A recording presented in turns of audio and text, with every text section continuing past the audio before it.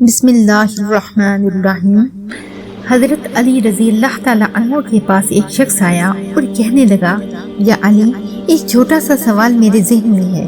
حضرت علی رضی اللہ تعالیٰ عنہ نے فرمایا، اے خدا کے بندے، پوچھو، کیا پوچھنا چاہتے ہو؟ وہ کہنے لگا، میں اللہ کا شکر گزار ہوں، لیکن پھر بھی ایک سوال میرے ذہن میں رہتا ہے کہ میرا چہرہ بے رونق ہے۔ میں چاہتا ہوں میرا چہرہ نورانی ہو جائے۔ تو حضرت علی رضی اللہ تعالیٰ عنہ نے فرمایا، اے بندے خدا، اگر تم اپنے چہرے کو اور بھی پر رونق اور نورانی بنانا چاہتے ہو تو رات کو سوتے وقت ہر اس انسان کو معاف کر کے سویا کرو جس نے زندگی میں تمہیں تکلیف دی ہے۔